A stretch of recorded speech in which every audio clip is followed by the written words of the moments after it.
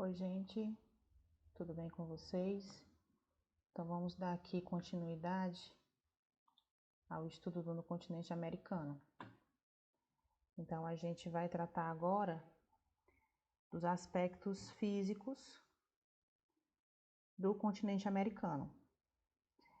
O que é que eu preciso que vocês relembrem sobre o que significa aspectos físicos? São aqueles relacionados diretamente às características naturais, sem a interferência do ser humano. Então, os aspectos físicos de determinado lugar, continente, país, estado, vai falar sempre daquele aspecto relacionado à origem do aspecto, que no caso é a natureza. Então, aspectos físicos também é sinônimo de aspectos naturais. Então, eu poderia muito bem colocar aqui no título aspectos naturais do continente americano. Mas para ampliar o conhecimento de vocês, vamos usar essa terminologia de aspectos físicos, aqueles que estão ali naturalmente nessa região estudada, que no caso é o continente americano. Então, é a aula 3, nessa sequência que nós estamos fazendo. Em relação aos aspectos físicos, nós vamos começar pelo relevo. O relevo são as formas que existem sobre a superfície da Terra. Então, todas as terras emersas, ou seja, aquelas que ficam sobre as águas oceânicas e que formam continentes e países, têm uma formação modelar na superfície. Então, e o continente americano, ele tem a sua formação de relevo específica. Então, por exemplo, nós vamos chamar a atenção de cara, se vocês observarem, o relevo, o mapa de relevo do continente americano, você vai perceber a presença de extensas cadeias montanhosas.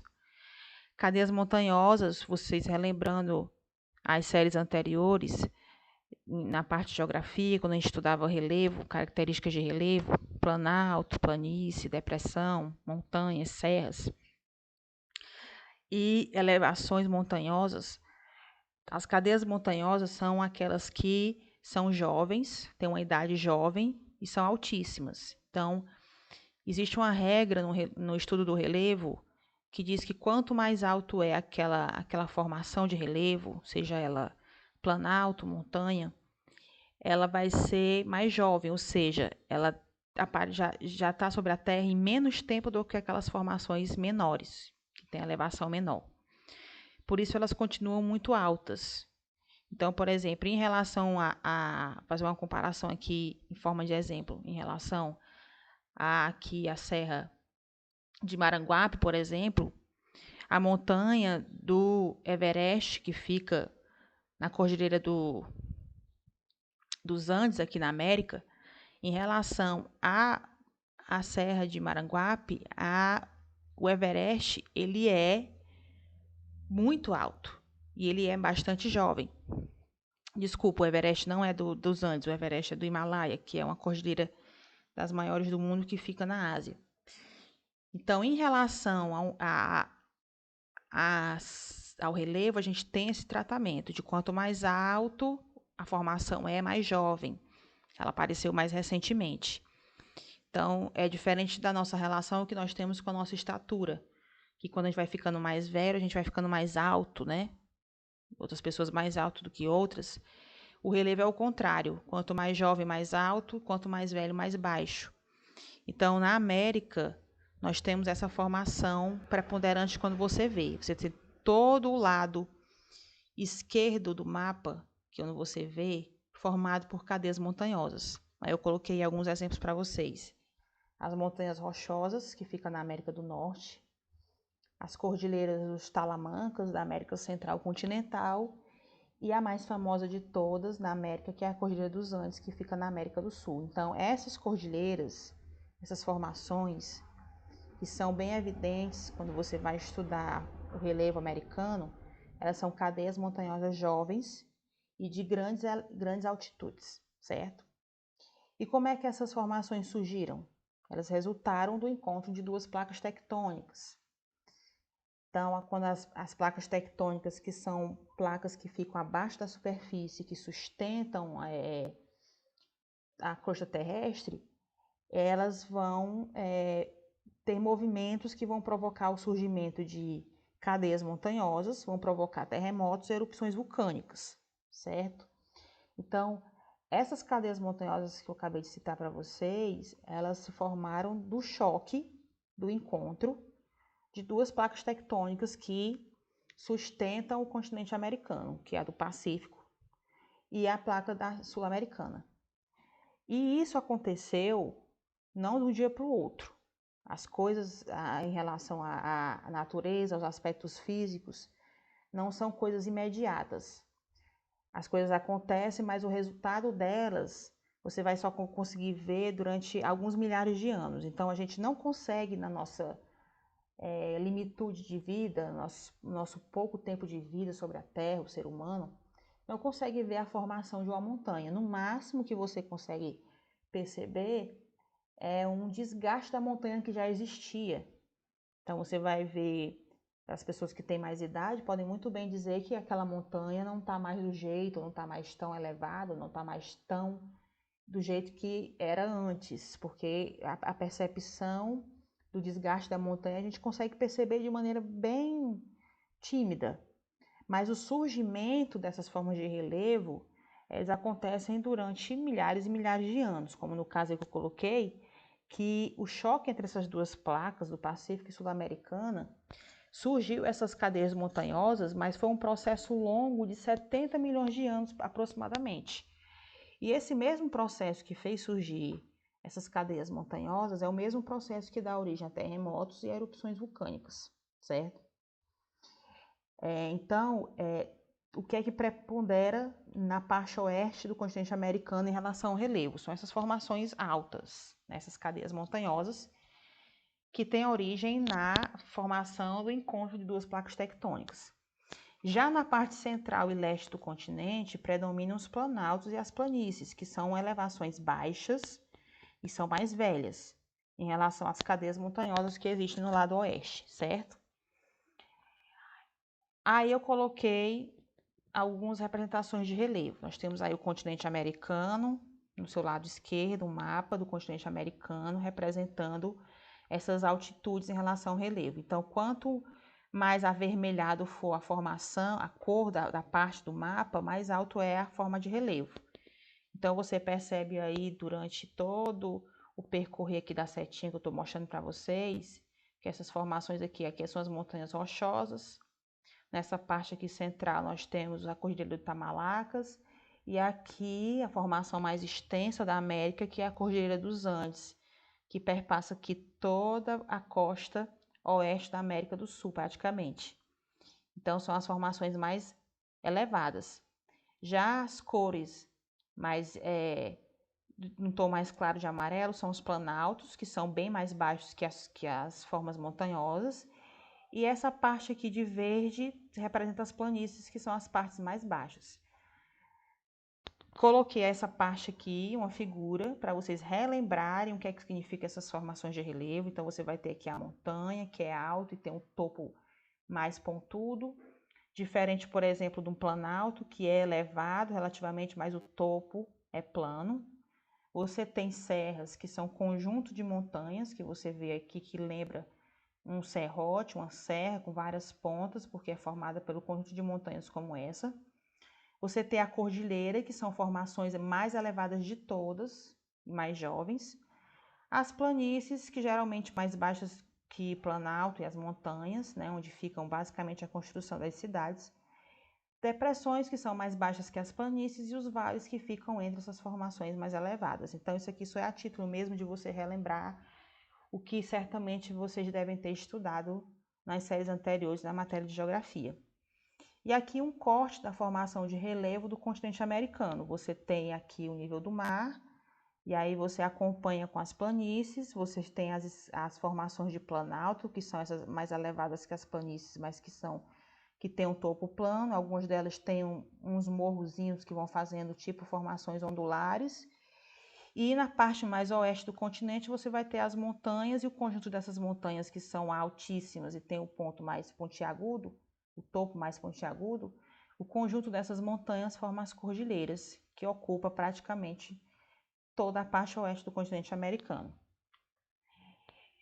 Outro aspecto importante natural do continente americano é a sua hidrografia, ou seja, o estudo que é responsável pela parte das águas que fazem-se presentes dentro do continente, certo? Então, a presença dessas imensas montanhas que eu mostrei anteriormente, a oeste do continente, a maioria dos rios que formam, que vocês estão vendo aí no mapa, os principais que eu coloquei aí para vocês, Rio Amazonas, Rio Paraguai, o Rio Mississippi, o Colorado e outros tantos que fazem parte do continente americano, esses rios geralmente nascem no topo dessas montanhas elevadas, ou seja, pelas nascentes propriamente ditas da água ou pelo derretimento do gelo.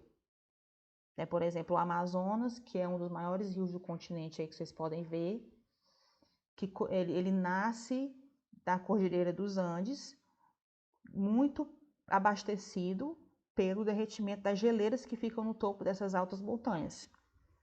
Então, a forma de relevo, ela influencia diretamente a composição hidrográfica da América, principalmente da América do Norte e da América do Sul, onde a concentração de recursos hídricos é mais alta, tanto em rios como também em águas subterrâneas, certo? E aí os principais rios que formam a hidrografia americana. E outro detalhe, todos os rios do continente americano, eles vão desaguar no Oceano Atlântico, que é esse oceano que fica aqui do lado direito de vocês, margeando toda a costa leste da América. Então, como aqui desse lado tem as grandes cadeias montanhosas, os rios vão desaguar de oeste para leste. Então, eles sempre vão desaguar no Oceano Atlântico. Quais são esses rios principais? Para deixar bem frisado para vocês, o Rio Amazonas, o Rio Paraná, o Rio da Prata, o Orinoco, Tocantins, Araguaia, Uruguai e São Francisco, entre outros, certo? Lembrando que o nosso país, como um país americano, ele é grande responsável pela riqueza de recursos hídricos da América. Outro fator importante são os climas. E aí os climas da América, devido à sua extensão norte e sul, como eu falei, acho que na primeira aula para vocês, que o nosso continente, ele é o segundo maior dos 6 continentes, mas ele é maior nesse sentido de norte, aqui, ó, começando aqui, perto do Polo Norte, e ele se estende praticamente por todo o norte e sul, até chegar aqui à pontinha, na Patagônia, aqui na Argentina, perto do Polo Sul.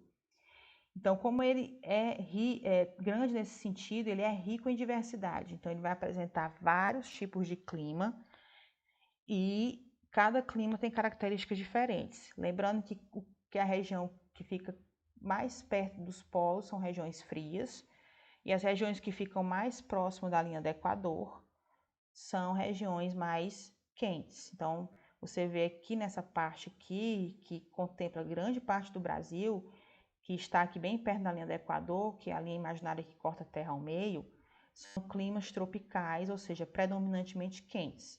E quanto mais você vai se afastando da linha do Equador, se aproximando dos polos, tanto do Polo Norte, como do Polo Sul, a gente vai ter essa diminuição de temperatura que vai representar essa diversidade de climas. Então, você vai ter o clima equatorial porque é a região mais próxima da linha do Equador, você vai ter clima tropical, subtropical, desértico, vamos ter alguns desertos aqui no continente americano, semiárido, mediterrâneo, temperado, frio de montanha e polar. Então, mas a regra principal é essa, quanto mais perto do Equador, os climas são mais quentes, quanto mais afastado do Equador em direção aos polos, mais ameno e mais frio pode ser o clima.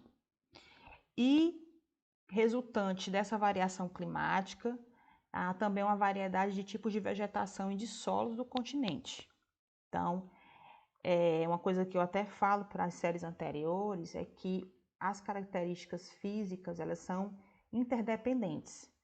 Então, a vegetação, ela resulta do clima, assim como o clima também resulta da vegetação. Então, se você tem um clima, por exemplo, semiárido, onde é quente e seco, você vai ter uma vegetação adaptada a esse clima quente e seco. Se você tem um clima que chove muito, mas que também tem calor, você vai ter florestas que vão se adaptar a esse ritmo de chuva e de calor e vão responder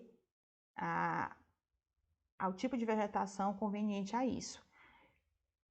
Mas também acontece o inverso. Se você tem uma vegetação muito densa, como uma floresta, essa vegetação ela transpira e ela ajuda também na questão das chuvas da região e na manutenção da temperatura. Então, é muito entrelaçado, principalmente essa questão do clima e da vegetação. Também a questão do clima está ligada à disponibilidade de água doce e subterrânea que existe no continente. Então, você tem grandes regiões do continente americano, que também são grandes regiões do mundo, que apresentam a disponibilidade de água doce, que são aquelas águas que nós encontramos em rios, lagos, lagoas, e a água subterrânea, aquela que fica formando poços abaixo da superfície imediata da Terra, que também são resultantes da variedade de clima e de vegetação e também da formação dos solos no continente americano, certo? Então, aguardem a continuidade da aula na próxima semana e até mais.